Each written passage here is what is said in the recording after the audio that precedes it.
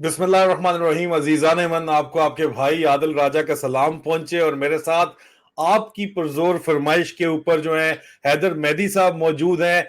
हम अपनी patrons family को जो है, मेरी पेट्रन्स फैमिली के लिए आज ये शो है और अगला शो जुमे वाले दिन जो है वह हैदर मेहदी साहब की पेट्रन फैमिली के लिए होगा। इसकी वजह क्या है? एक तो ये शो दोबारा शुरू करने की आप लोगों ने बार बार मुझसे, मेरे पेट्रन्स ने खास तौर के ऊपर मैसेजेस में पूछा कि आपकी कोई लड़ाई हुई है तो मेहदी साहब के साथ, आपका कोई मसला है, कोई फड्डा हो गया है, कोई हुआ क्या है। मैंने आप सबको ये बताया और पब्लिकली भी मैंने बताया कि मेरे वालिद साहब की जगह है सर हैदर मेहदी। मेरे वालिद साहब के कोर्स के साथ साथ अंकल्स मेरे जो हैं तो उनकी जगह के ऊपर ही है। मेरी उनसे रेगुलर बातचीत भी होती है, ऑलमोस्ट डेली बात होती है हमारी आपस में। लेकिन ये एक लीगल कंपल्शन है जिसकी वजह से, जिसकी रिस्पेक्ट करते हुए हम ये शो नहीं कर रहे पब्लिकली।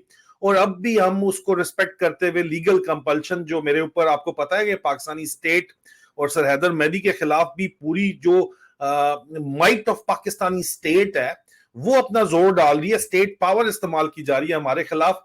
सर हैदर मेहदी जो के केस के अंदर कनाडा में पहले भी सिखों के लिए भी खड़े होते हैं, वो जाहिर बात है, मुसलमानों के लिए भी खड़े होते हैं, वो घास नहीं डालते किसी को।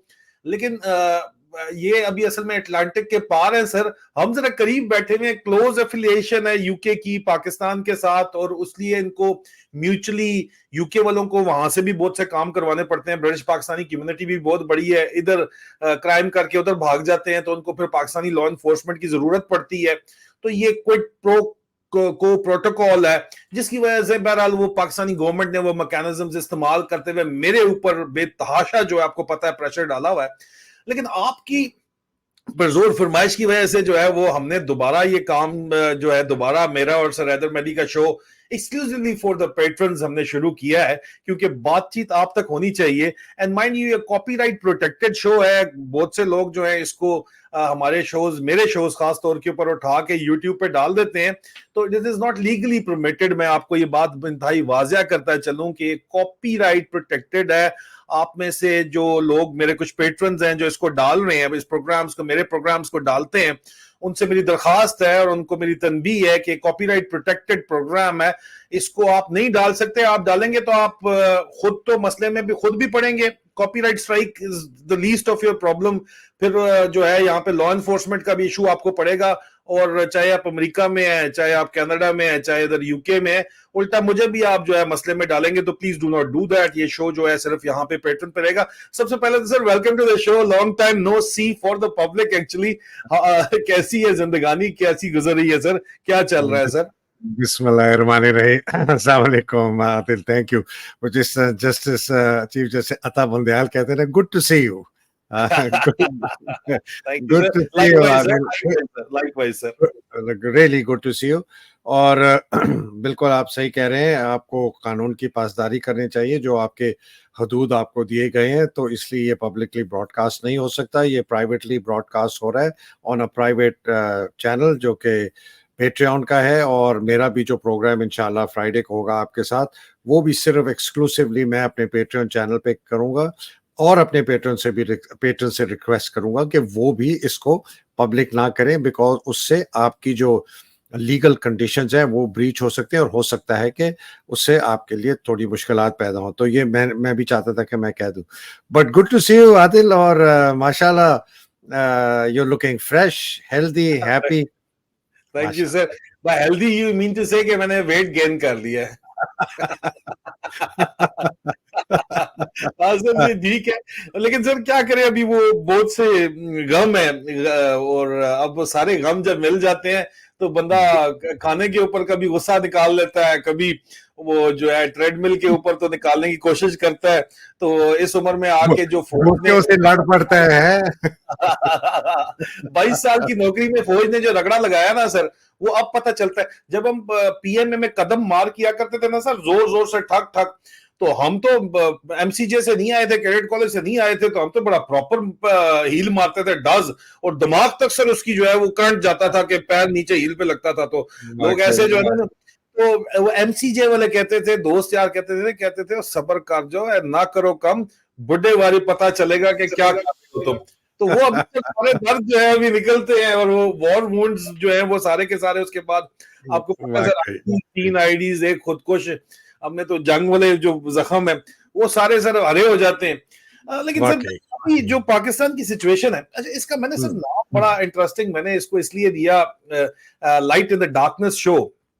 उसका नाम देने की बड़ी एक खास वजह है सर, और मैंने वो इक्तबास जो है, वजह जो है ना सर इस शो की, वो मैंने सर इलामा इकबाल का वो एक कथा है, सितारे का पैगाम। सितारे के पैगाम से मैंने बेसिकली मेरे जहन के अंदर ये चीज आई कि इसको light in the darkness show करना चाहिए। लोगों के अंदर नाउमीदी है, लोग कहते हैं कि पता नहीं यार क्या हो गया है, क्या होगा, क्या बनेगा। खासतौर पे ओवरसीज पाकिस्तानीज हमारे जो हैं वो बहुत ज्यादा गमगीन है। धरती माँ का प्यार जो है सर वो तो अपनी जगह के ऊपर है। तो इस शो का नाम सब देने के लिए सितारे का पैगाम मैं आपको पढ़ूंगा कि, और ये बड़ा, this is basically that is why I have named the show light in the darkness show, and this is the entire concept behind it. कि इलामा इकबाल ने, डॉक्टर इलामा मोहम्मद इकबाल ने लिखा था सितारे का पैगाम कि मुझे डरा नहीं सकती फिजा की तारीकी, मुझे डरा नहीं सकती फिजा की तारीकी, मेरी सरश्त में है पाकियो वो दुर्खशानी, मुझे डरा नहीं सकती फजा की तारीकी, मेरी सरश्त में है पाकियो दरखशानी, तुए मुसाफिर शब खुद चराग बन अपना। This is the message of this programme, तुए मुसाफिर शब खुद चराग बन अपना, कि अपनी रात को दागे जिगर से नूरानी। सर ये जो हमें हमारे जो गम है, मेरे आपके जो गम है, जिस गम के अंदर हम जो है सुबह शाम चीख रहे हैं, इतने बड़े बड़े पड्डे ले रहे हैं कि लोग डरते हैं हमसे बात करते हुए फोन के ऊपर, अपने रिश्तेदार भी और दोस्त यार भी, कि हम मारे जाएंगे, है सर। लेकिन सर हर शख्स जिसको फिक्र है पाकिस्तान की, उसके अंदर वो जो उसकी फिक्र है वही उसकी रोशनी बन सकती है इस तारीख में। तू है मुसाफिर शब खुद चराग बन अपना। So that is the concept of light in the darkness show at my Patreon. बहुत अच्छा है आदिल, बिकॉज ये जो आप बात कर रहे हैं ना कि चिराग अपने हाथ में खुद लेके चलो, अल्लाह सुब्हान ताला कुरान मजीद में भी बारहा जगह फरमाते हैं कि आपको खुद हिम्मत करके ना चलना पड़ेगा और फिर मेरी रहमत आएगी। आप किसी और की तरफ ना देखें। आप, हम जो है ना, हम हर वक्त देखते हैं कि यार कोई दूसरा आएगा, वो जो कहते हैं नाइट इन शाइनिंग आर्मर, वो आएगा, वो हमें बचाएगा। और जो होप आपकी बात करें Adil, just to add and before we start the programme formally, ये जो उम्मीद है, अगर आप अपने आप पाकिस्तान को आज से 17 महीने पहले देखें और पाकिस्तान का आज देखें और पाकिस्तानियों का शऊर देखें, तो आपको पता चलेगा कि इसी शऊर से ये जो मशलें हैं ना, ये जल रही हैं और जलती रहेंगी, और पाकिस्तान का बहुत बेहतरीन मुस्तकबिल है इंशाल्लाह। इंशाल्लाह इंशाल्लाह इंशाल्लाह। मुस्तकबिल से सर ख्याल आया कि सियासी जो है वो, एक तो मुझे क्रेडिट दिया जाता है कि आसिम मुनीर को चाचू विस्की उसका नाम रख दिया। लोग सर कहते हैं, मुझसे कल रात भी ये गुफ्तगू की जा रही थी, एक कोई पॉलिटिकल मैगजीन है, उसने कहा जी कि एक मेजर आदिल राजा ने नाम उसका रखा गया पक्का। लोग मुझसे पूछते हैं वो पीता है, वाकई पीते? मुझे उनके दोस्तों की तरफ से कहा गया, उनके पर्सनल स्टाफ की तरफ से कहा गया कि यार सारे पीते हैं राजे, तू क्यों पीछे पड़ गया उसके। मैंने कहा सारे पीते हैं लेकिन सारे दोगले नहीं होते, हम्म। ठीक है, कि वो रात को पी रहे हैं, ठीक है, और सुबह उठ के जो है वो हलक से अब कुरान की आयतें निकाल रहे हैं और वहां पे नगमे निकाल रहे हैं, हाफिज आसम मुनीर, हाफिज हाफिज साहब आगे। ड्रामे तो ना करो ना यार, फिर ठीक है, पीता है जो पीता है तो पीता है, तो माने पीता है, ये क्या ड्रामा? हाफिज हम्म। साहब, हाफिज कुरान के, और फलाना और ढींगा, ये ड्रामा बंद करो। वो कहते हैं यार आपको पता है अवाम को इस तरह फुद्दू लगाना जो है वो तो हमेशा से लगता चला है। मैं वाकई, कहता मैं वाकई। कहता ओहो। सर इस पे, और लेकिन सर मैं इस पे ऐड कर दूं कि जनरल मुशर्रफ भी तो करते थे सर, लेकिन उन्होंने ये ड्रामे तो नहीं किए ना, उन्होंने तो उन्होंने फिर कभी पूरी छुपाया नहीं था।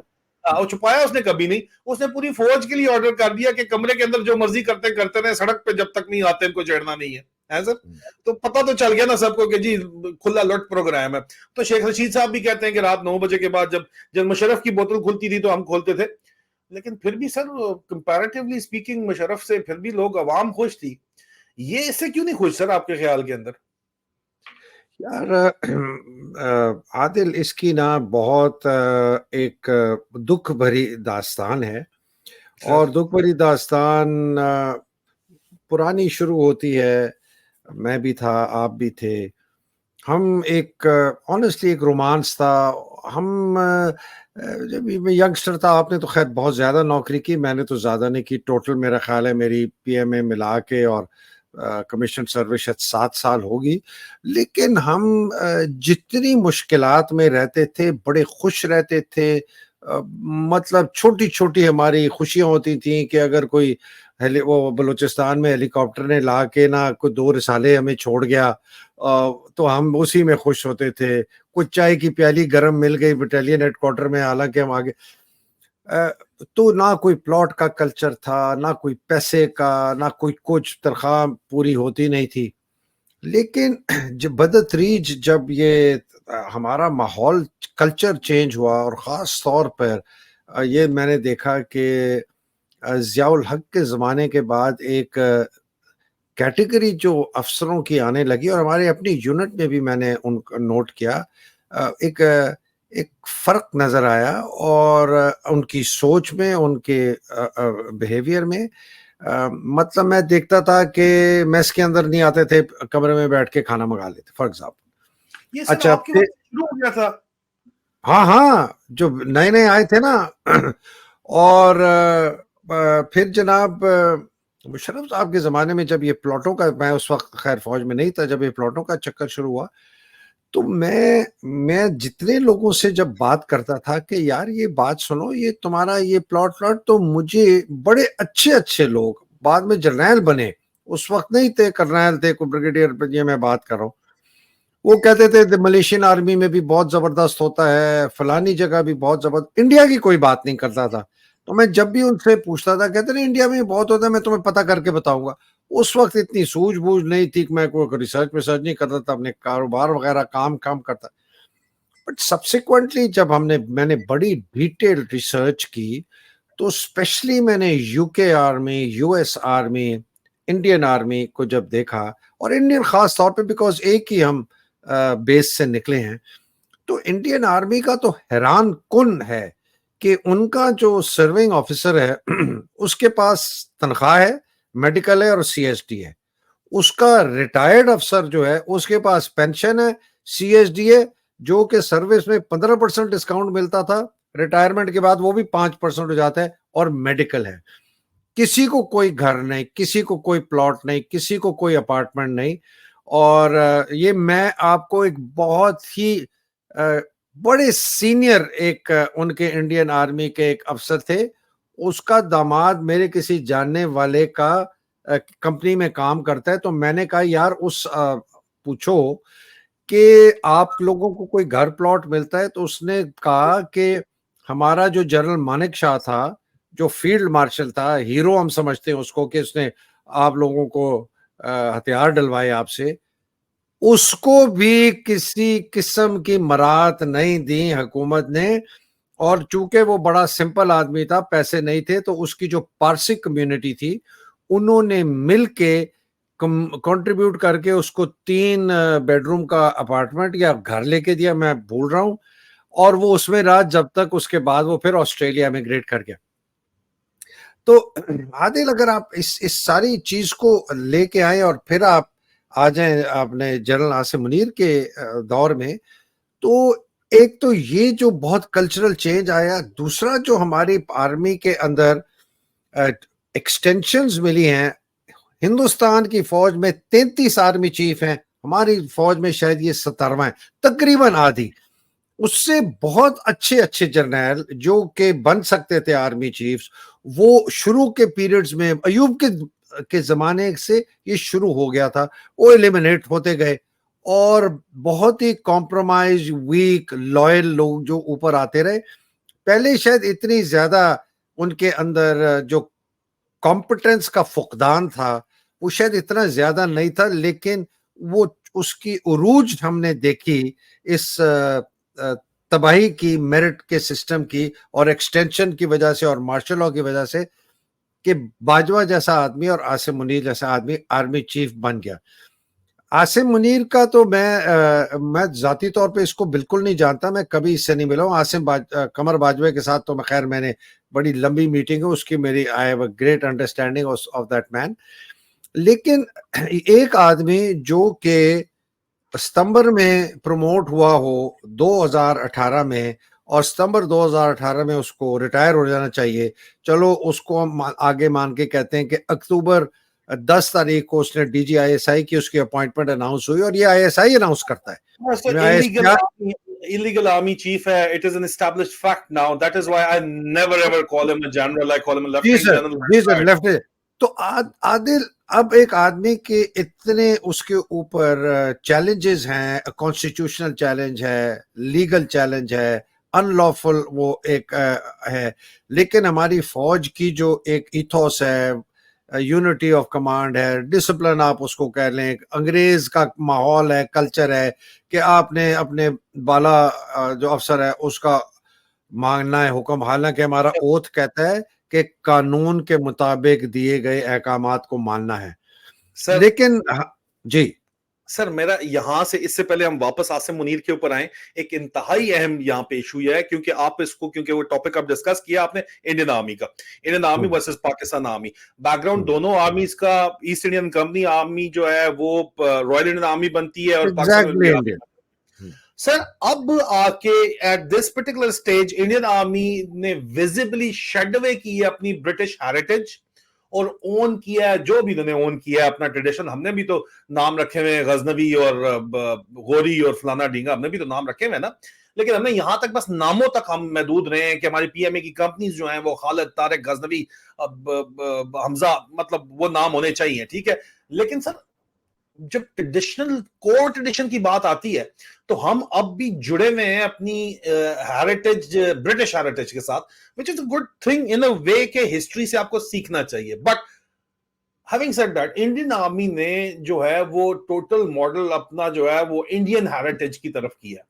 अभी पाकिस्तानी इंडस वैली हेरिटेज भी एक बहुत बड़ी चीज है, उसको विजिबल चेंजेस देना उसके अंदर अभी तक नहीं है। हम अभी भी हमारी units King George Victor's own, Prince Albert Victor's own and Prince of Connaught's own है, ठीक है।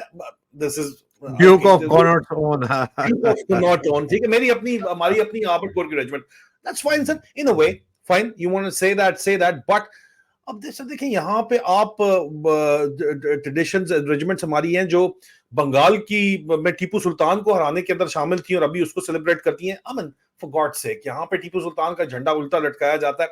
यू डोंट वांट, आप उसको अगर कंडेम नहीं करना चाहते तो आप उसको सेलिब्रेट भी मत करें, मतलब सेंटिमेंट्स का ख्याल रखें। एक ये हमने नहीं किया, फर्स्ट। सेकंड, हमारा जो अलायंस है इस वक्त भी, पिछले 76 इयर्स में इंडियन आर्मी का आपको उस तरह का अलायंस नजर नहीं आता। इंडियन आर्मी की जो है आपको ब्रिटिश आर्मी या अमेरिकन आर्मी के अंदर इस तरह घुसे हुए वो नजर नहीं आते, जिस तरह हम उनकी जो है बैक साइड के अंदर घुसे हुए हैं और हम उनसे ऑर्डर्स ले रहे हैं, ठीक है। We are smelling their butts, I am sorry to use these words but this is actually what is going on. वो लोग, उनके पॉलिटिशियंस डील करते हैं, उनके पॉलिटिशियंस ने जो फैसला किया वो ऑर्डर होता है। यहाँ पे हम लोग सर सीटों सेंटों से शुरू होके फील्ड मार्शल अयूब खान ने जो सिलसिला शुरू किया, वही सिलसिला जिया साहब ने, वही सिलसिला मुशर्रफ साहब ने, जो कभी जो है वो कोल्ड वॉर हो जाती है, कभी 9/11 हो जाता है, कभी जो है कोई और अभी अगला नया कट्टा पता नहीं है क्या खोलने लगे हैं। तो ये सर क्यों नहीं बाज आते, ये अपनी हेरिटेज के ऊपर क्यों नहीं प्राइड फील करते? सिक्योरिटी स्टेट क्यों बना के रखा हुआ है इन्होंने? क्यों सर इनको कोई एहसास कमतरी, कमजोरी है, कोई कंपल्शन है कि नहीं हमने जो है वो गोरों के नीचे लटक के झूलना ही है, झूले लेने हैं? क्यों sir? Why? Why sir why Indian Army has been successfully able to carve its individual identity, whereas Pakistan Army has not. Sir, why? Adil, ये इस पे ना मैंने बहुत डिटेल एक्सक्लूसिव व्लॉग किया था आज से 2-3 महीने पहले। उसकी मैं 2-3 चीजें मैं चीदा बता दूं कि फर्क क्यों है। उससे पहले थोड़ा सा मैं आपको इंडियन आर्मी का एक और भी चीज बताता हूँ जो मैंने व्लॉग में मेंशन नहीं की थी। उन्होंने सारे कैंटोनमेंट्स जो है ना इंडिया में, मर्ज कर उनको दिए कहा सर। है। हाँ ठीक है ना जी, तो वो उन्होंने एक और कॉलोनियल, को दे दिए उन्होंने सर। जी, जो एक और कॉलोनियल उनके ऊपर था ना, उसको खत्म जी किया। सर, जी सर, जी अच्छा, सर, आपने जी जो सर। नाम की बात की ना, मेरी अपनी जो यूनिट 15 पंजाब, मैं बहुत फख्र है मुझे उस यूनिट का। मेरे वालिद साहब ने भी उसको कमांड किया, मेरे चाचा ने भी उसको कमांड किया। तीनों मेरे चाचा एजुटेंट भी रहे, मैं भी एजुटेंट रहा। मैं आपको एक हमारी यूनिट का जो ओरिजिनल नाम था वो था जी, पहले उसका नाम था अलाहाबाद लेवी, उसके बाद उसका नाम बन गया 33rd पंजाबी मोहम्मदन्स। ये पहली हिंदुस्तान की फौज की, ब्रिटिश इंडियन आर्मी की, after the first war of independence 57 के बाद, ये वो यूनिट थी जिसके अंदर 100% पंजाबी मुसलमान थे। ठीक है जी। उन्होंने इसका नाम 33rd पंजाबी मुसलमान नहीं रखा, उसका नाम रखा 33rd पंजाबी मोहम्मदन। मोहम्मदन जो है, इंग्लिश लिटरेचर या इंग्लिश जो हिस्टोरिकल लिखते हैं हिस्ट्री, वो एक डिरोगेटरी टर्म है। जिस तरह वो क्राइस्ट से क्रिश्चियनिटी है ना, तो मोहम्मद से मोहम्मदन सल्लल्लाहु अलैहि वसल्लम, तो उन्होंने उसको पंजाबी और मोहम्मदन्स कहते थे, मोहम्मदन भी नहीं कहते थे, मोहम्मदन्स। जी। हमने हमारी यूनिट ने आज तक 15 पंजाब हम नहीं कहते अपने आप को, हम 33 मोहम्मदी कहते हैं। हमें फख्र है कि जो अंग्रेज ने हमें एक डिरोगेटरी नाम दिया था हमारी यूनिट को, हम आज तक उसको इस्तेमाल करते हैं। बल्कि जब मैं ये कहता हूं तो चंद जो टाउट्स टट्टू टाइप हैं, आसिम मुनीर टाइप लोगों के, मैं फोरम से मिलता हूं, वो कहता है ये अपनी यूनिट का जो 33 मोहम्मदी का नाम है उसको भी नहीं मानता। मैं नहीं मानता, मैं अपनी यूनिट के फोरम को छोड़ गया। मैंने कहा कि मैं इस यूनिट के फोरम में तब वापस आऊंगा जब हमारा निशान हैदर लाइस्नाक महफूज के नाम से आप इसको कहें जी, महफूज बटालियन, हाँ मिसाल के तौर पर आप कह सकते हैं, या निशान हैदर बटालियन, या हैदरी कहते हैं। हैदरी हम नहीं कह सकते, उस तारा पंजाब ने लिया हुआ है। एनीवे, ये मैं दूसरी बात। तीसरी बात आदिल, ये जो आपने बात की ना कि ब्रिटिश ये इंडियन ऑफिसर्स और पाकिस्तानी ऑफिसर्स के डिफरेंस, मैं G3 था 4A के ब्रिगेड भीमर में, वहां हमारे साथ यूएन पीस कीपर्स भी रहा करते थे। 6 महीने हमारे साथ रहते थे। ये ऑफिसर्स थे, कोई डेनमार्क से, कोई नॉर्वे से, इन मुल्कों से आते थे, फिनलैंड से, और 6 महीने वो इंडिया में रहते थे। वो इंडिया में जब 6 महीने रहने के बाद हमारे पास वापस आते थे, एक ही दफा चेंज ओवर हुआ, मैं इतने लंबा नहीं रहा, वो कान पकड़ते थे। वो कहते हैं यार वो इंडियन, मैंने कहा क्यों? कहता है वो सीधे मुंह बात ही नहीं करते हमसे, वो बड़े अखड़ में हैं। मतलब अच्छा, उस वक्त मैं उसको बड़ा समझता, देखो जी हम कितने अच्छे हैं। लेकिन लेटर ऑन आई रियलाइज कि वो जो इंडियन ऑफिसर्स थे ना, वो अपने आप को इनसे अलूफ रखते थे, दूर रखते थे। वो इनके साथ घुलते मिलते नहीं थे। They were very proud of their own. और ये वो कहते हैं जी देर वेरी स्टिफ नेक्ड, वो बड़े प्रोटोकॉल कॉन्शियस हैं। वो अब मैं अगर कैप्टन हूं और वो मेजर है तो वो कहेगा नहीं मेरे, तुम कैप्टन से बात करो, मिसाल के तौर इस तरह की बात। अब आ जाए जी 3 बड़े difference, and then I will go to the next question. Adil, जब पार्टीशन हुई, उनको मिला 15 साल के लिए नेहरू, हमें मिले 1 साल के लिए कायद आजम, जिनकी 11 सितंबर को डेथ एनिवर्सरी थी।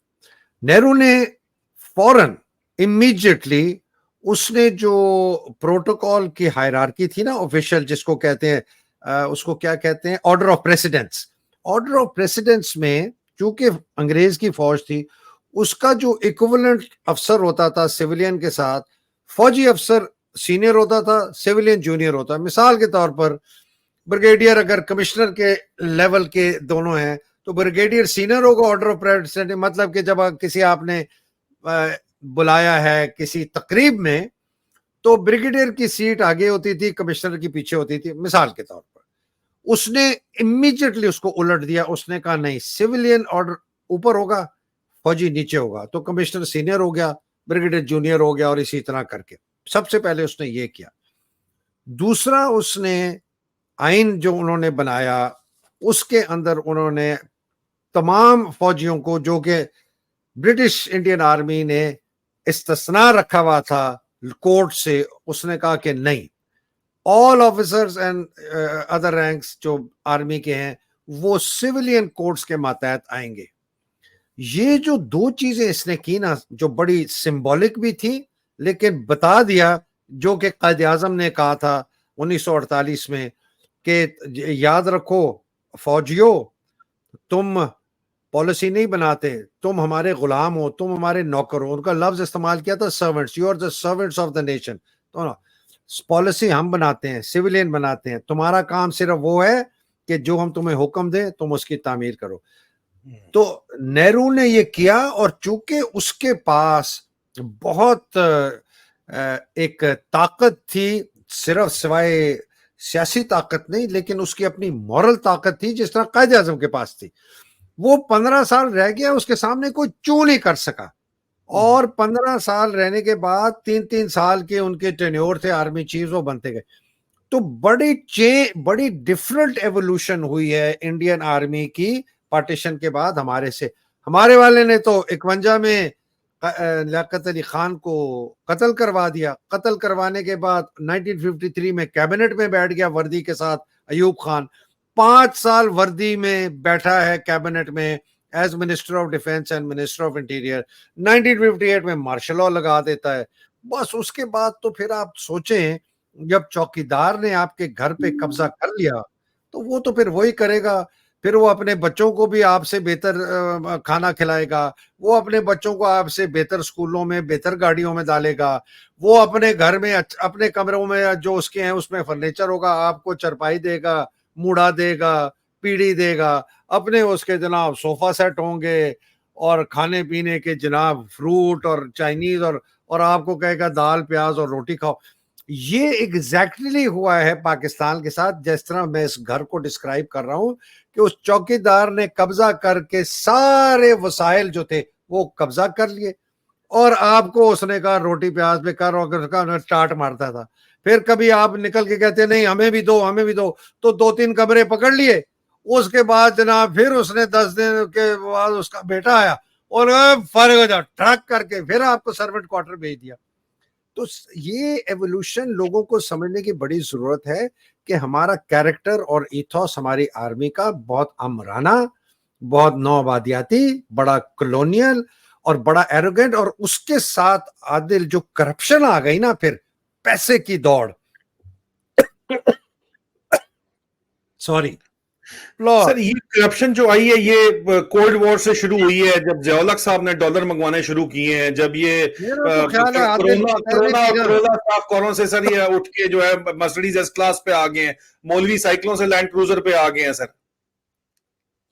आदिल, वैसे मैं एक बड़ा आपको इंटरेस्टिंग बात बताऊं सर, ये मैं बात कर रहा हूं एक जनरल साहब बहुत सीनियर, जो बहुत पुराने मेरे वालिद साहब के जमाने के सर, एक जनरल साहब के मुतालिक मशहूर हुआ, मैं उनका नाम नहीं ले सकता इसलिए कि वो बड़े नामी ग्रामी जनरल माने जाते थे अपने जमाने के। उनके खिलाफ एलिगेशन हुई कि जी वो पैसा बनाते हैं, सर्विंग थे। तो ये जो दूसरे जनरल साहब थे, मैंने खुद सुना, हमारे वाले साहब के साथ बैठे, वो ये बात हो रही है कोई अर्ली 80s की, वो ये किस्सा सुना रहे थे जब ये करप्शन की बात हो रही थी जिया के ज़माने की, और कि जी जनरलों ने ISI बड़ा करप्ट हो गई है, ये हो गया है, वो हो गया। तो उन्होंने उसका कहा, और फिर उन्होंने कहा कि Mehdi, we stopped inviting him for tea. हमने उनको अपने घर पे चाय पे बुलाने से रोक दिया। सब लोगों ने उनको सोशली आउटकास्ट कर दिया, ठीक है। तो ये बात, और ये बात मैं कर रहा हूँ अयूब के जमाने कर कम थी, लेकिन इतनी गलत समझी जाती थी कि उनके जो कुलीग जर्नैल थे, उन्होंने उस जर्नैल को अपने घर दावत देने से इनकार कर दिया। लेकिन अब तो खत्म हो गया ना सर, एक किस्सा हाँ, कहानी खत्म हो गई। अब तो जो हालात हैं उसके अंदर तो दौड़ है कि कौन बनेगा बिलियनर, उसकी दौड़ है सर। और जो बिलियनर नहीं बन पाता वो फिर अपने जिस आखिरी रैंक पे होता है वो वहां पे कहता है कि मैं इतनी लुट फेरूं कि मैं पूरा कर लूं। I mean this is what is happening right now, which is very देखो सैड। आदिल, इससे ना एक और चीज जुड़ी हुई है। जो अभी आप एक देख रहे हैं ना, कोशिश के पूरा मुल्क के ऊपर कब्जा करके और एक लोगों को इंदिया दिया जा रहा है कि हम करप्शन को निकालेंगे, हम स्मगलिंग रोकेंगे, हम होर्डिंग रोकेंगे, हम ये करेंगे वो करेंगे। उसके पीछे जो असल मकसद है ना, कि आप हमें ना देखें, हमारी करप्शन को ना देखें, हमारे कब्जे को ना देखें, हमारी बददियानती को ना देखें, हमने जो पैसा बना रहा है उसको ना देखें। जो ये छोटे छोटे बदमाश है ना गली में, आप उनकी तरफ देखें, हम उनको पकड़ रहे हैं, और उन छोटे बदमाशों से हम आपको की जान बचाएंगे। हम बड़ा बदमाश हैं, हम आपका ख्याल भी रखेंगे लेकिन बदमाशी भी करेंगे। तो जिस तरह ड्रग कार्टेल्स कोलंबिया में और मेक्सिको में वो क्या करते थे, वो ड्रग कार्टेल का जो सबसे बड़ा ताकतवर माफिया कार्टेल का बॉस था, या इटली में माफिया का बॉस था, या न्यूयॉर्क में, वो छोटे छोटे छोटे जो होते थे ना, उनको फारिग करके बस वो एक बंदा, तो लोग कहते हैं चलो यार, इससे बेहतर है कि हम 10 बंदों को बता दें, हम एक ही को बता दें। तो ये बेसिकली पाकिस्तान को एक भत्ता कलेक्ट करने की ऑर्गेनाइजेशन बन गई है। अफवाज पाकिस्तान, उसके जर्नैल खास तौर पे फौज की ताकत को इस्तेमाल करते हैं, उनकी मजबूरी को इस्तेमाल करते हैं कि नौकरी है, पैसा है, प्लॉट है, रिटायर हो जाऊंगा उसके बाद मुझे नौकरी मिलेगी। जो इनकी जो शरीफ है, मैं उनकी बात करता हूँ, और जो करप्ट है, कॉम्प्रोमाइज है, उसके तो वारे न्यारे। तो अच्छा अगर आप जी, सर प्लीज आप फिनिश करें सर, पहले आप तो खत्म अगर आप इसको थोड़ा एक्सटेंड आगे करें ना आदिल, तो एक्सटेंड ये है कि जिस तरह पुलिस में, खास तौर पे सिंध और पंजाब पुलिस में, और खास तौर पे सिंध में अंदर रेंजर्स ने, जिस करें। तरह वो करप्ट हो गए हैं और वो अपनी ताकत को इस्तेमाल करके छोटे कारोबारी, दुकानदार, बिजनेसमैन से एक्सटॉर्शन करते हैं। मुझे तो बहुत खौफ ये हो रहा है कि जो ये इन्फ्लेशन हिट कर रही है फौजी अफसरों को, जवानों को, एनसीओ जेसीओस को, जिसके बाद वो ये बिजली का बिल दे के या राशन खरीद के उनके पास कुछ रहता नहीं है।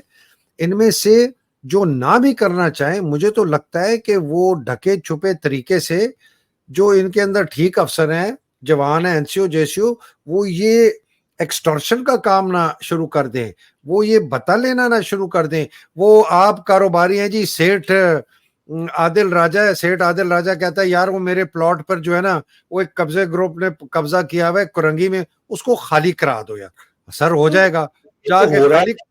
सर, ये तो आईएसआई के सब सेक्टर कमांडर्स और सेक्टर कमांडर्स और ओसीज जो हैं वो ये काम ऑलरेडी कर रहे हैं। वो कराची में कर्नल आदिल, हमायूं मैं बिल्कुल आप सही कह रहे हैं, मैं ये कह उसको रहा हूं सैक कि ये किया सर। आज वो सैक करने के बावजूद आज वो आया वापस अपनी चीजें वाइंड अप करने के लिए और अपनी जो कलेक्शंस पाइपलाइन में है वो वापस लेने के लिए, क्योंकि उसने ऊपर फैसल नसीर को भिजवानी है।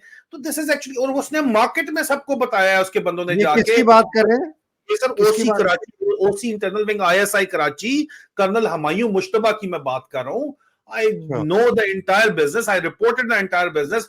मेरी रिपोर्ट पे या जिस भी वजह से, बहरहाल मेरी रिपोर्ट के बाद इंक्वायरी होती है एमआई की, किडनैप फॉर रैंसम के केस में वो सैक होता है और उसका 2IC मेजर जहूर सैक होता है, और सैक होने के बाद एक बकायदा जंग होती है डीजीआई और डीजीआईएसआई में, डीजीसी और डीजीआई के अंदर।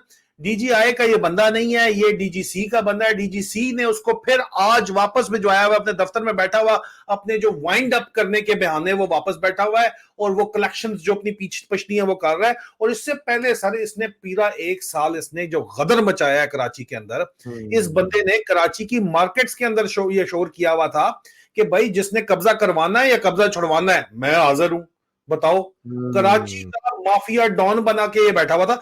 और ये हर जगह हो रहा है सर, सिर्फ ये यहां पे नहीं हो रहा। आगे इनके कोई खड़ा हो जाए, कोई शेर का बच्चा, तो वहां उसके नीचे जो जुग जाते हैं उसको साथ मिला लेते हैं। हमेशा इनका तो पुराना आगे ये बताओ कि ये इतना ऑब्वियस है, सबको पता है, आपको पता है, बाकियों को पता है, फौज में भी पता होगा लोगों को, बाबर इफ्तिखार को भी पता होगा, 5 कोर कमांडर जो बैठा है वहां।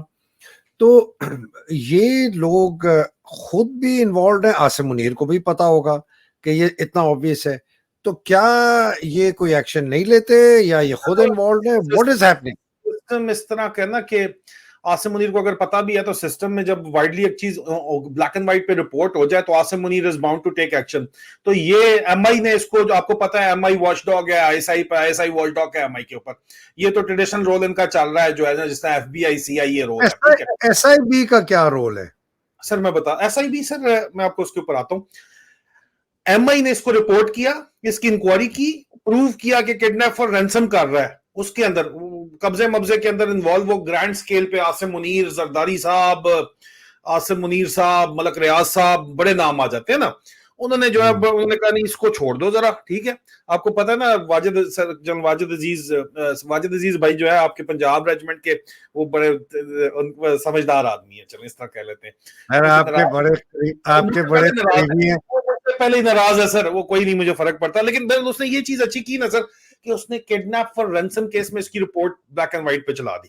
सैक हो गया ये इसका 2IC और ये दोनों सैक हो गए। अभी ये वापस कराची गए हुए हैं वाइंड अप करने के लिए चीजों को सर, ठीक है।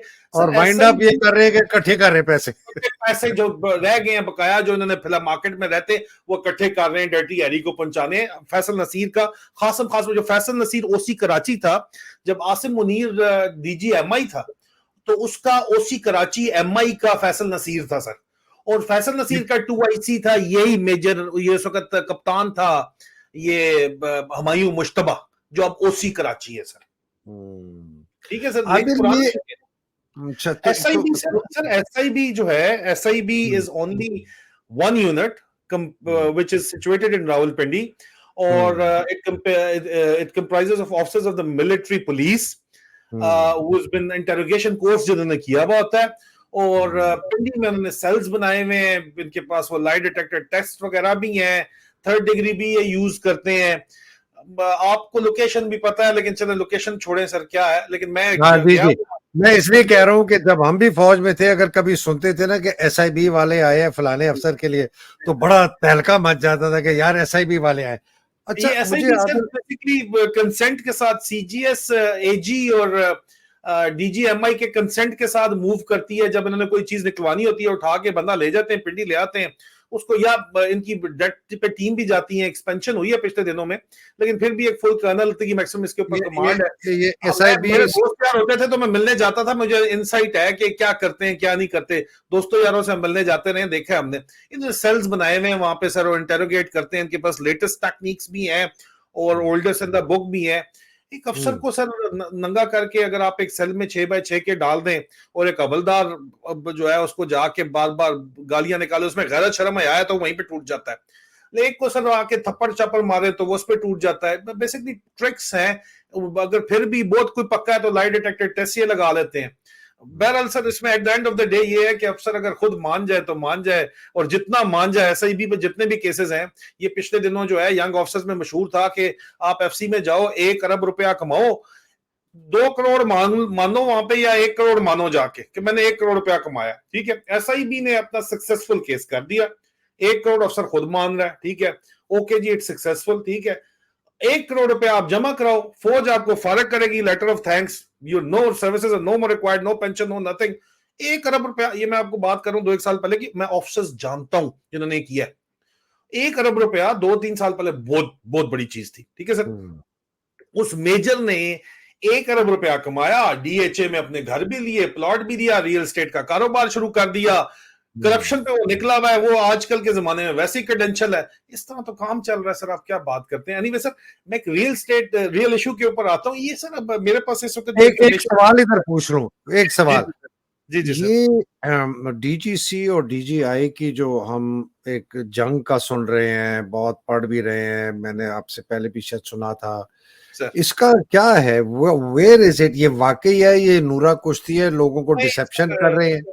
It is there sir. DGC major general Faisal Naseer का अपना कनेक्शन है आसिम मुनीर के साथ। Basically at the end of the day it is the connection with the COS, कि उसके साथ क्या कनेक्शन है। इसका बड़ा पुराना गहरा कनेक्शन है, इसने लॉबिंग की है आसिम मुनीर के चीफ लगने के लिए भी, आसिम मुनीर पे एहसान भी है इसका।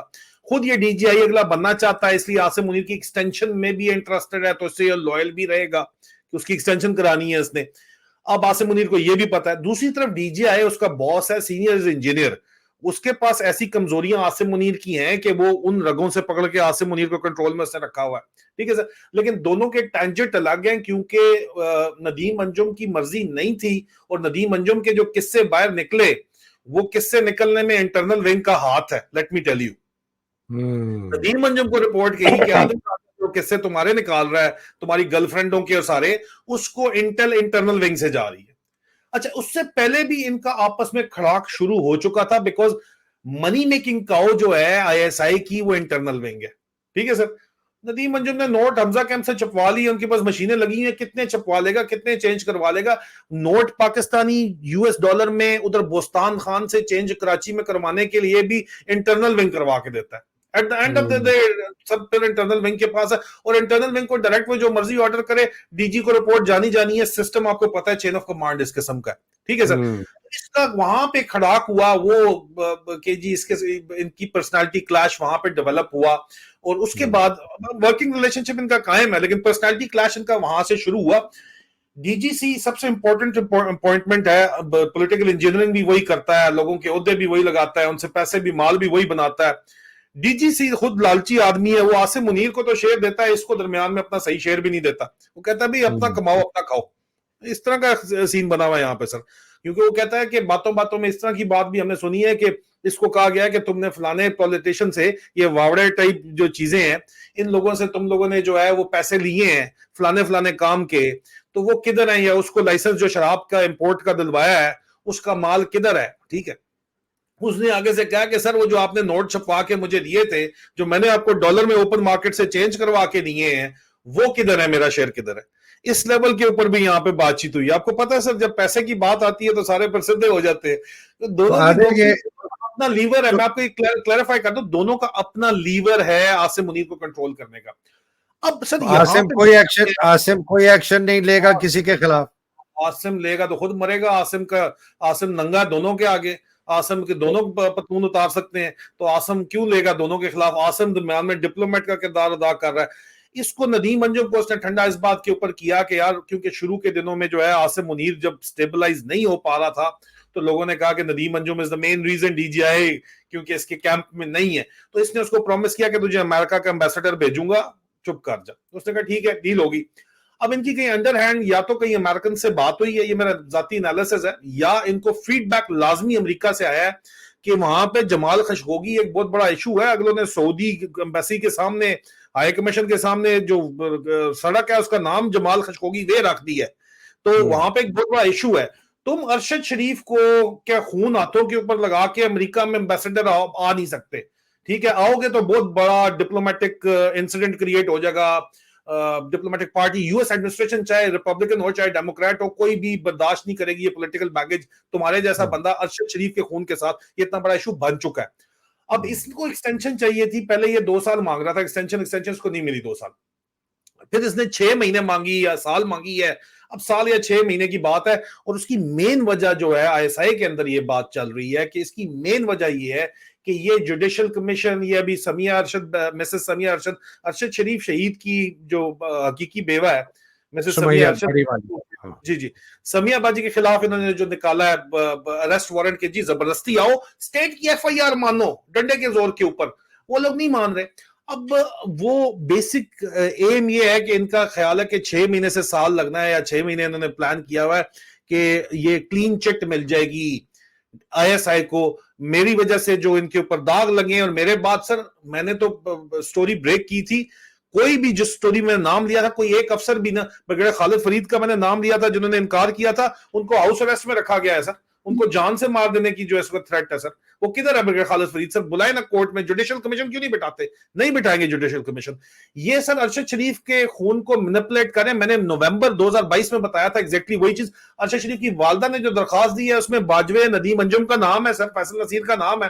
फैसल नसीर ने तो अमेरिकन एम्बेसडर नहीं जाना, लेकिन उसकी मां ने सुप्रीम कोर्ट में जो दरखास्त दी है, जो पूरी दुनिया को पता है, आंटी की दरखास्त में नदीम अंजुम का नाम है। वो नदीम अंजुम आपके ख्याल के अंदर, या अगर इवन बाजवा भी कहीं एम्बेसडर जाना चाहता है, या वो नदीम अंजुम जैसा अमेरिका का एम्बेसडर आपका एक्स आर्मी चीफ रह चुका है ना, देयर इज प्रेसिडेंस। बाजवा कहे मुझे अमेरिका भिजवा दो, कहेंगे पहले भाई तेरा नाम है उधर अरशद शरीफ के केस के अंदर। अरशद शरीफ का खून इनके हाथों पे है, ये उसको धोने के लिए इसको एक्सटेंशन चाहिए। लेकिन फैसल नसीर कहता है यार जान छुड़ाओ, मैं ऑल एंड ऑल आईएसआई बस मैं ही मैं हूं। फैसल नसीर कहता है कि सिर्फ एक डमी डीजीआई हो, नवीद मुख्तार टाइप, ठीक है, जिसको बस चलाई रखो, टोरी रखो, मैं अपनी मर्जी करूं, पाकिस्तान पे राज मैं करूं। ये फड्डा है सर असल में, बेसिकली तख्त और तख्ते का फड्डा है। अभी सर मैं आपको एक बात बताऊं कि अंदर खाते जो चल रहा है ना, आज की खबर है कि आसिम मुनीर जो है वो वन पार्टी रूल चाहता है। तो सर इसका सब कुछ कर लिया है। मैं बल्कि आपसे पूछने वाला था कि इस हाँ। सारे सिनारियो के अंदर what is Asim's political objective? आसम नई क्लीन पॉलिटिशियंस इकट्ठे कर रहा है वन पार्टी रूल के लिए। आपको पता है चाइनीज मॉडल इनको हमेशा से बहुत सूट करता रहा है, लेकिन ये वो उसके ऊपर पूरे नहीं उतरते। लेकिन अब ये वन पार्टी अपनी क्लीन मॉडल बना के जो ना उसको इंप्लीमेंट करना चाह रहा है। सर ये किस तरह कर पाएगा और चला पाएगा वन मॉडल? यहाँ पे जिस तरह के मगरमच्छ बैठे हैं, मोस्ट पॉपुलर लीडर तुम्हारा जेल में है, और तुम्हारे जो ताकतवर तरीन लोग हैं जो तुम्हारा पूरा सिस्टम बैठा सकते हैं, जरदारी साहब और नवाज शरीफ साहब जो है वो मुल्क से बाहर भी है और अंदर भी है और मुल्क की जड़ों के अंदर बैठा हुआ है। How are you going to do that? अभी उनको आप थ्रेट तो कर रहे हो। जी sir, my view on this is very clear. और ये जो आपने अल्लामा इकबाल साहब का जो आपने बताया था ना, ये जो मशल लोगों ने अपने हाथ में और अपने जहनों के अंदर जलाई है, वो कहते हैं ना कि you can not kill an idea whose time has come. तो आप इसको नहीं कर सकते। ये अगर ये हम शुरू करते ना कहीं 1950 या 55 की दिहाई में और वन पार्टी रूल बना के और उसको पक्का कर देते यहाँ तक आके, तो ठीक है। इस वक्त तो सवाल ही नहीं पैदा होता। आदिल, इस मुल्क के अंदर एक तो शऊर बहुत आ गया है लोगों को।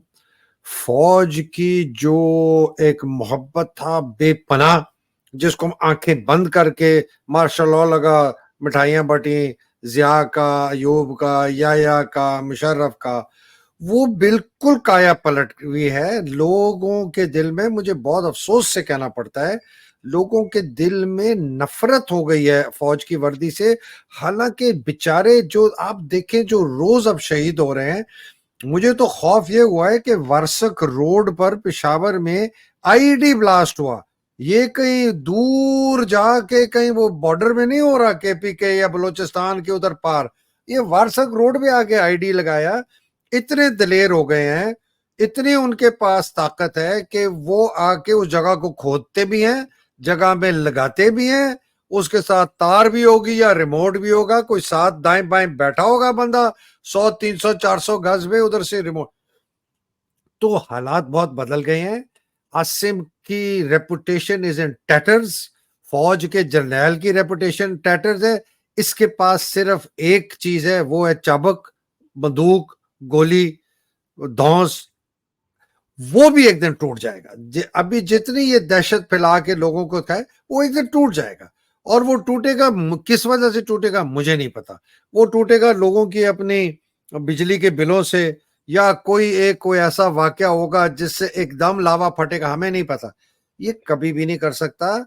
ये अगर इस किस्म की करने की कोशिश करेगा आदिल, ये पाकिस्तान में खाना जंगी हो जाएगी। मैं देखे मुझे और आपके ऊपर क्या इन्होंने लगाई है कि जी हमने ऐसी कोई बातें की हैं जो कि लोगों को इंतशार। हमने कभी ऐसी बातें नहीं की, ना मैंने की ना आपने की। हमने इंदिया दिया है पाकिस्तान को। हम कह रहे हैं कि भाई पाकिस्तान को बचाओ, पाकिस्तान को जलने से बचाओ, पाकिस्तान के अंदर कोई सिविल वॉर होने से बचाओ, आपस में झगड़े से बचाओ। एथनिक राइवलरीज आपकी हैं, आपकी सेक्टेरियन राइवलरीज हैं, आपकी रिलीजियस राइवलरीज हैं, आपकी समाजी तबकाती बहुत ज्यादा है, इतने ज्यादा फिशर्स हैं। आपके बैरून साइड पे आपका बंदा जो मुल्क है इंडिया, उसने अभी एक समिट की, आईमैक किया, और सीपेक को वो तहस नहस करने के चक्कर में है। वो एक पिवट स्टेट बन गया है, जो आप एक जमाने में पिवट स्टेट होते थे। आपका सबसे बेहतरीन जो दोस्त आप समझते थे सऊदी अरेबिया, वो जाके कह रहा है मैं $20 बिलियन डालूंगा आईएमएफ के अंदर। वो 3 घंटे नहीं रुका जहाज में यहाँ आने से। चीन ने 8 महीने के बाद आपको अपना सफीर वापस भेजा। ये कैसा पाकिस्तान है जिसको ये समझते हैं कि इसको संभाल लेंगे? ये नहीं संभलेगा आदिल, ये किसी से नहीं संभलेगा। अगर ये इस किस्म की बेवकूफी और इस किस्म की अहमकाना और शेख चिल्ली वाले ये सोच रख के समझते हैं कि मैं one party state, communist party type हो, मेरी पॉलिट ब्यूरो होगी, उसके अंदर 9 बंदे होंगे, वो सिलेक्ट करेगा वजीर आजम हर शहर। यार communist party, Adil if you read the history of China ना, चाइना की आज की कम्युनिस्ट पार्टी हजारों साल का एक कल्चर है। जब उनके वॉरलॉर्ड्स भी होते थे तब भी इसी किस्म का उनका ये जिरगा टाइप सिस्टम होता था। ये आप उधर से उठा के इस तरह कर ले, आपको the only way out, Adil मैं कसम से कहता हूं, the only way out for Pakistan Adil, कि आपको एक साफ और शफाफ इलेक्शन कराएं, कि एक नुमाइंदा हुकूमत आए। उसके बाद वो हुकूमत अगर 2/3 उसके पास है, वो अगर इंतजामी ढांचे को चेंज करना चाहती है, वो प्रेसिडेंशियल फॉर्म ऑफ गवर्नमेंट लाना चाहती है, वो 32 प्रोविंसेस बनाना चाहती है, वो जो मर्जी करना चाहती है, वो फौज में रिफॉर्म करती है, वो ये करती है, वो करती है, वो उसका काम है करना। उसके पास लोगों की ताकत भी होगी, मंशा भी होगी, उसकी पूरा अवाम जो है उसके साथ मिलकर करेगा। आप एक दफ्तर में जीएचक्यू में बैठ के, आपके अंडर 9 कोर कमांडर हैं, एक आपके पास आईएसआई है, क्यूएमजी है, एएजी है, एमएस है। आप समझते हैं मैं इधर से बैठ के पाकिस्तान पे हुक्मरानी करूंगा, इसलिए कि फौज में मैं कहता हूं ये करो। देखिए आदिल, आप भी फौज में थे, मैं भी फौज में। आपको पता है, मैं तो कहता हूं कि सीओ के लेवल तक का भी बंदा जो है ना वो सोचना बंद कर देता है, बिकॉज सारा काम कभी कोई टोआईसी करता है, कोई एजुटेंट करता है, कोई क्वार्टर मास्टर करता है। मैंने वो देखा, ब्रिगेड कमांडर का भी मैंने, बीएम करता है, क्यूएम वो क्वार्टर वो एक्यू डीक्यू करता है। हमारे साथ स्टाफ कैप्टन भी था दूसरा, सारे काम वो करते ठक करके, यस नो ठीक है फलाना, अच्छा ये कैसे, yes no. General, they have no competence. मैं ये नहीं कह रहा कि बेवकूफ हैं, अगर अकलमंद भी है, बहुत जबरदस्त जर्नल है, स्ट्रेटेजिक माइंड है, उनकी कॉम्पिटेंस तजर्बा नहीं है इतने कॉम्प्लेक्स इश्यूज को सिंथेसाइज करना। उनके पास इमरान खान ठीक कहते हैं कि जनाब इनको सियासत की समझ ही नहीं, अलफ पे नहीं समझ इसकी। यार आप सोचे, इमरान खान के ऊपर भी यही बहुत बड़ा ना एक था कि इमरान खान हालांकि 24 साल सियासत करके आया, उसका भी तजर्बा नहीं था, ना तजर्बाकार था, उसकी वजह से उसने कितनी गलतियां की, हालांकि सियासत में रहा है, ठीक है ना। अच्छा सर, एडमिनिस्ट्रेशन, हमारा टाइम खत्म हो रहा है। Very quickly quick answer for the final question के, हर किसी का कोई मोमेंट हुआ है जो यहाँ पे eight the end of the day Pakistani कौम जो है वो महंगाई की वजह से बाहर निकलती है। ऑफिसर्स आर्मी के भी महंगाई की वजह से शोरा अभी जो शोर मचा रहे हैं, हजारों की तादाद में रिजाइन कर रहे हैं, इमरान खान की वजह से नहीं कर रहे या सियासत की वजह से नहीं कर रहे, महंगाई की वजह से सारी कौम भी बाहर निकल रही है और आपके अपने ऑफिसर्स भी बुलबुला रहे हैं और शदीद तकलीफ हो रही है। अब अयूब खान को सीटों सेंटो मिल गया था, उसको डॉलर वहां से आने शुरू हो गए, तो उसने जो है लोगों पाकिस्तान वालों को खिला पिला के काम ठीक कर ले चला लिया। यही काम सर जनरल जियाउल को कोल्ड वॉर मिल गई थी, डॉलर आने शुरू हो गए, वो बक्सों में जाने शुरू हो गए, लोगों का काम चल गया, डॉलर आ रहे हैं, ठीक है, इकॉनमी शिकॉनमी भी चल गई। मुशर्रफ को 9/11 हो गया सर, मुशर्रफ को 9/11 हो गया सर, काम उसका भी चल गया। सवाल ये है सर, आसिम मुनीर को क्या आपको नजर आता है? एक एनालिसिस ये भी है कि चाइना को ड्रॉ इन करना चाहता है गिलगित बल्तिस्तान में ताकि इनको आपस में लड़ा दे, इसको क्या मिलेगा सर? क्या क्या इंसिडेंट इसका 9/11 मूवमेंट कौन सा होगा सर? इसका 9/11 मोमेंट अगर मैं कर सकता तो मैं सारी लॉटरियां जीतता। ये नॉम चॉम्स्की कहता है, मैंने उससे पूछा कि क्या ट्रिगर इवेंट है, वो कहता है कि दुनिया में आज तक मैंने तारीख में नहीं पढ़ा कि कोई ट्रिगर इवेंट से पहले प्रिडिक्ट कर दे कि क्या होगा। ट्रिगर इवेंट नहीं पता चलता, ये पता चलता है होगा क्या। तो मुझे नहीं पता ट्रिगर इवेंट क्या होगा, लेकिन मेरा ये मैं एनालिसिस तुम्हें है, मेरा एनालिसिस है इसके अंदर कि मेरा सर, एनालिसिस एक मैं खत्म कर दूं ये। जी sir please please please. Asim Munir जेवर बेच रहा है अपनी बीवी का, ठीक है ना, मतलब बीवी अपनी माँ का, पाकिस्तान का। मैं आपको आज की खबर देता हूँ, अनकंफर्म्ड है, और ये पहले बहुत अरसे से चल रही थी जब इन्होंने ये SIFC के अंदर 5 कैटेगरी तयन की ना कि जी, और उसके अंदर डिफेंस भी एक है, डिफेंस प्रोडक्शन। तो मैंने लोगों से पूछा कि हमारी तो सबसे बड़ी जो इसकी है वो तो एक कामरा JF था, वो तो चाइनीज है, उसको तो नहीं हाथ लगाने देगा कोई किसी को। तो POF का, उन्होंने कहा सर POF का। आज मेरे पास खबर आई है कि जो हमारा स्मॉल आर्म्स जो है ना, उसका जो फैसिलिटी है मैन्युफैक्चरिंग की, और जो हम बहुत बड़ी एक्सपोर्ट होती है उसकी हमारी, खास तौर पर अफ्रीकन का मुल्कों कंट्रीज में और फार ईस्ट के अंदर, और आर्टिलरी जो कि बहुत बड़ा हमारा एक्सपोर्ट है, जो कि यूक्रेन भी हम एक्सपोर्ट कर रहे हैं। ये दो जो सेक्शंस हैं, मुझे तो कहा गया है कि वो 100% उसमें सऊदियों की इन्वेस्टमेंट आ गई है, वो अब उनके होंगे, उसकी जो रेवेन्यू होगी वो सऊदी लेंगे। अब मैंने तो कोशिश कर रहा हूँ, आप भी जरा कोशिश करें पता करने के लिए। और बाय द वे ये EME के ऑफिसर के थ्रू खबर आई है मेरे पास, जो कि मत वहां मरवाएं बेचारों को सर, आप क्यों मरवा रहे हैं उनको, उनका नाम मत लें सर। वो बेचारे जो है मारे जाएंगे। अच्छा सर, बात ये है कि आप जो बात करें it makes a lot of sense. अगर सैंडक बिक सकता है, जो बेच दिया उन्होंने, रिकोडेक रिकोडेट, बिक सकता है, तो बेच दिया डिफेंस। उन्होंने, डिफेंस अब तो डिफेंस क्यों नहीं बिक सकता सर? अभी न्यूक्लियर एसेट्स ही रह गए हैं, जर्नैल नहीं मानते इस बात के ऊपर, फौज नहीं मानती। अगर मानती होती तो ये उसको भी बेच देता। तो ये धरती माँ बेच रहा है, इसमें तो कोई शक नहीं है। लेकिन इस सारी सिचुएशन में उम्मीद की किरण क्या है sir? What is the light in the darkness sir? Sir मैं वैसे बताऊं, बड़ा मेरा ये कॉन्ट्रेरियन व्यू होगा। मैं, एक तो खैर अवाम, मैं बताऊं इवेंचुअली अवाम आएगी, उठेगी, और ये नहीं उसको रोक सकेंगे। दूसरा, मैं ना काजी फायज ईसा के ऊपर मेरी बड़ी नजर है। काजी फायज ईसा ने कल बयान दिया है कि मैं बता रहा हूं सर, ये अनगाइडेड मिसाइल है, ये लोग कहते हैं ये पागल है, इसका कोई पता नहीं ये कहां फायर किसके वक्त किसके ऊपर कर दे।